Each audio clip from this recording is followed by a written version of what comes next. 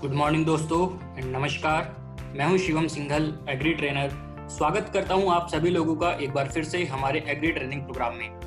दोस्तों, आज हम लोग बात करने वाले हैं सीक्रेट्स ऑफ एग्री 82 के बारे में। एग्री 82 वेस्टीज का एक बहुत पुराना प्रोडक्ट है जिसके बारे में आप काफ़ी कुछ चीज़ें जानते हैं, बट अभी भी कुछ ऐसे पॉइंट्स हैं जिसके बारे में आप नहीं जानते हैं, और इन सीक्रेट पॉइंट्स को जानने के बाद आप लोग वेस्टीज के एग्री 82 प्रोडक्ट के ऊपर टेक्निकली एकदम परफेक्ट नॉलेज रख पाएंगे और हम हर क्वेश्चन का आंसर करने में सक्षम होंगे। सो आइए स्टार्ट करते हैं।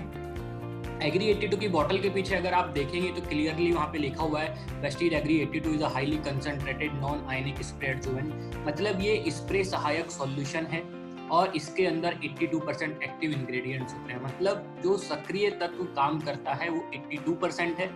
शायद ये 72% होता तो इसका नाम एग्री 72 होता, बट 82% है, इसीलिए इसका नाम एग्री 82 है। Agri 82 is non phytotoxic. मतलब अगर हम इसको कभी भी पौधों के ऊपर इस्तेमाल कर रहे हैं तो कोई जहरीला इफेक्ट वहाँ पे नहीं छोड़ता है, कोई रेसिड्यू नहीं छोड़ता है जो कि पर्यावरण को नुकसान पहुंचाए या पोल्यूशन करे, ऐसी कोई इसमें चीज नहीं है। और इन बातों से एक कीवर्ड हमारे सामने निकल के आता है, नॉन आयनिक सर्फेक्टेंट। जी हाँ, यही वो वर्ड है जो कि इसका सीक्रेट है, जिससे हमें मालूम पड़ेगा कि एक्चुअली में एग्री 82 काम करता कैसे है। तो आइए सर्फेक्टेंट के बारे में थोड़ा देखते हैं हम लोग।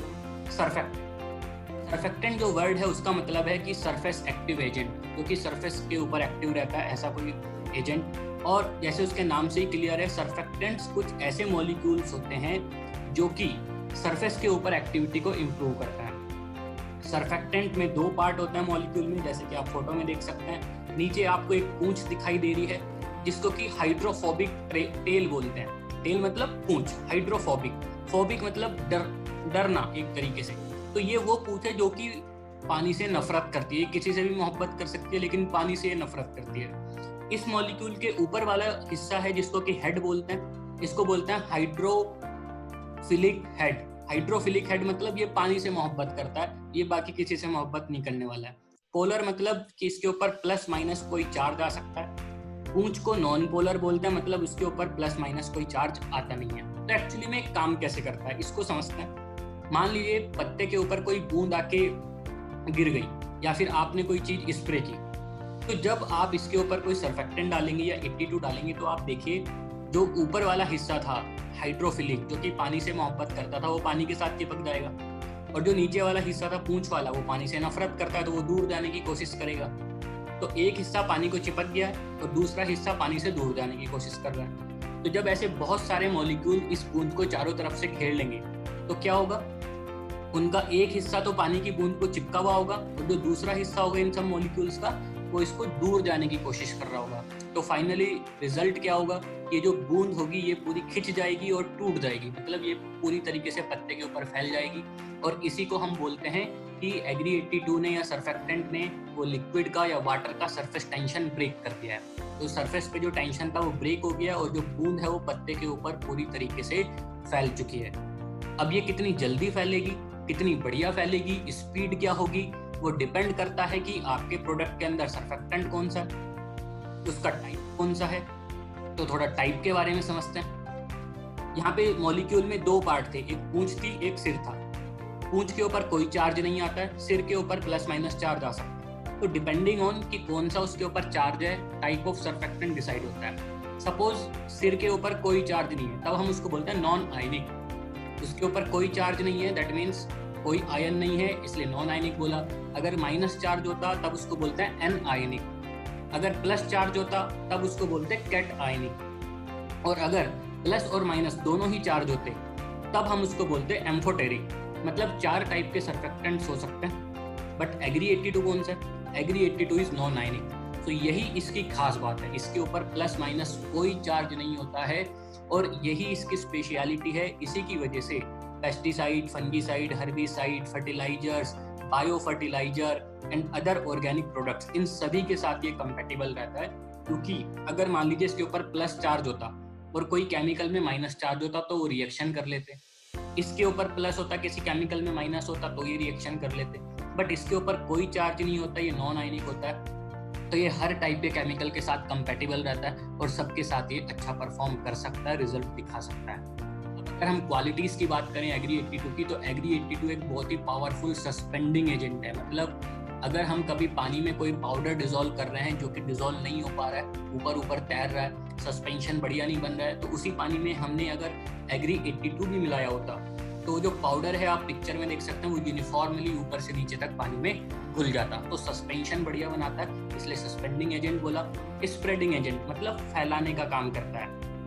अगर हमने पत्ते के ऊपर कोई स्प्रे किया है किसी दवाई का, वो बूंद बन के पत्ते के ऊपर गिरा, तो उसको पत्ते के ऊपर फैलाने का, स्प्रेड करने का काम बहुत अच्छे से करता है। फिर हम बोलते हैं वेटिंग एजेंट। वेटिंग एजेंट मतलब गीला करने का। तो पत्ते के ऊपर जब दवाई स्प्रे की है उसको अच्छे से गीला करने का जो काम है, इसलिए हमने उसको बोला वेटिंग एजेंट, वो बहुत अच्छे से करता है। फिर पेनिट्रेटिंग एजेंट, बहुत बार होता है कि कीड़ा पत्ते के ऊपर नहीं लगा होता बल्कि नीचे लगा होता है, तो जो दवाई हमने ऊपर स्प्रे किया वो नीचे तक पेनिट्रेट करनी चाहिए, तो ये काम एग्री 82 करता है, दवाई को नीचे तक पेनिट्रेट करता है। बहुत बार हम न्यूट्रिएंट्स पत्ते के ऊपर स्प्रे करते हैं, उनका अंदर पहुंचना जरूरी होता है, तो एब्जॉर्बिंग एजेंट बहुत अच्छा एब्जॉर्बिंग एजेंट है, ताकि जो न्यूट्रिएंट आपने स्प्रे किए हैं वो पौधे के अंदर एब्जॉर्ब हो जाएं। इसके अलावा एग्री 82 मिट्टी की वाटर होल्डिंग कैपेसिटी को भी इम्प्रूव करता है। कैसे करेगा देखिए, समझता है। मान लीजिए कोई रेतीली मिट्टी है जिसके अंदर खाली स्थान जो होता है वो बहुत ज़्यादा रहता है, उसके ऊपर अगर हम पानी डाल दें तो वो तुरंत नीचे निकल जाता है। अब सपोज हमने उस पानी के साथ एग्री 82 भी मिक्स कर दिया, तो एग्री 82 के जो मॉलिक्यूल्स हैं उसमें एक सिरा है हेड जो कि पानी को मोहब्बत करता है, नीचे पूंछ है जो कि पानी से नफरत करती है।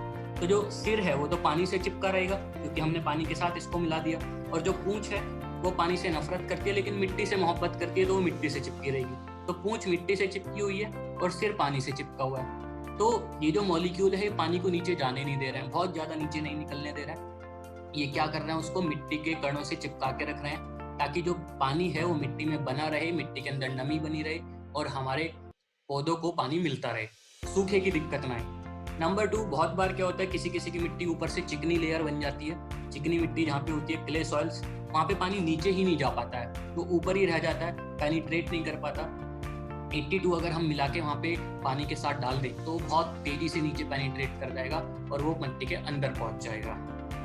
इसके बाद एग्री 82 की एक खास बात यह है क्योंकि एक नॉन आयनिक सॉल्यूशन है, इसके अंदर कोई आयंस नहीं होता है, तो मिट्टी के डिफरेंट पीएच लेवल भी अगर हों, एसिडिक भी हो सकती है, एल्कलाइन भी हो सकती है, उसमें भी हम एग्री 82 को यूज कर सकते हैं। ये दोनों टाइप की मिट्टी में, न्यूट्रल मिट्टी में भी, एसिडिक में भी, एल्कलाइन में भी, सब में अच्छा रिजल्ट दिखाता है क्योंकि ये उनके अंदर मौजूद किसी भी आयन, कार्बोनेट्स, आयरन या फिर सल्फेट्स, इनके साथ रिएक्शन नहीं करता है और पानी को वहाँ पे बना के रखता है, अपना काम कर देता है। बेनिफिट्स की अगर बात करें तो एग्री 82 को यूज करने के बाद हम देखते हैं कि जो एग्रो केमिकल्स के साथ हमने इसको मिलाया था उनकी कवरेज और एफिशिएंसी बहुत बढ़ गई है।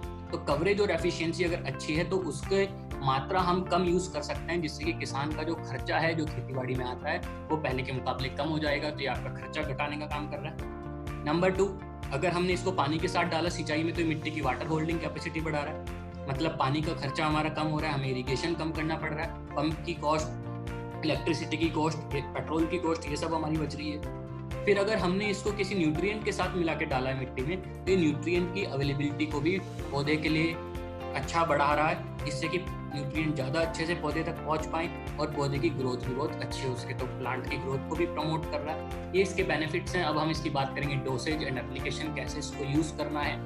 अगर हम कोई पेस्टिसाइड स्प्रे कर रहे हैं, कोई फंगिसाइड स्प्रे कर रहे हैं, फोलियर फर्टिलाइजर्स एंड वेस्टीज के बाकी एग्री प्रोडक्ट्स को स्प्रे कर रहे हैं, तो 5 to 10 ml for 15 litre of tank, 15 litre के टैंक से कोई स्प्रे करता है तो उसमें 5 से 10 ml हम एग्री 82 को मिक्स कर सकते हैं इन प्रोडक्ट्स के साथ जो मेंशन किए हैं। अगर कोई हर्बिसाइड स्प्रे कर रहा है, जैसे कि हिंदी में खरपतवार नाशक बोलते हैं, घास मारने की दवाई, उसके साथ 15 लीटर के टैंक में हम 15 से 20 ml तक मिक्स कर सकते हैं स्प्रे के माध्यम से।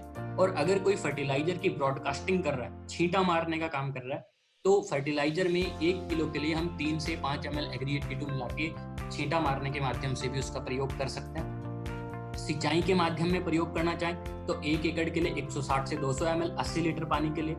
और बहुत अच्छी चीज जो इसके साथ है कि क्योंकि ये नॉन आयनिक सॉल्यूशन है तो इसका जो रिजल्ट है वो मिट्टी में लंबे समय तक रहता है। तो आप सिंचाई में अगर इसको प्रयोग कर रहे हैं तो 1 महीने में 1 बार भी प्रयोग करेंगे तो इतना भी काफी है। अब बात आती है कंपोजिशन की। बहुत बार लोग ये क्वेश्चन पूछते हैं कि एग्री-82 का कंपोजिशन क्या है। दोस्तों ये आपको क्लियर होना चाहिए कि एग्री-82 का जो कंपोजिशन है वो वेस्टीज का एक ट्रेड सीक्रेट है, पेटेंट फार्मूला है, जिसको कि शेयर नहीं किया जा सकता है और आपको भी किसी के सामने डिस्क्लोज नहीं करना चाहिए। सो आई होप कि ये इन्फॉर्मेशन आप सभी लोगों को पसंद आई होगी। आप अपने सुझाव कमेंट बॉक्स में टाइप कर सकते हैं। आज के लिए इतना ही। बहुत बहुत धन्यवाद। Thank you very much and नमस्कार।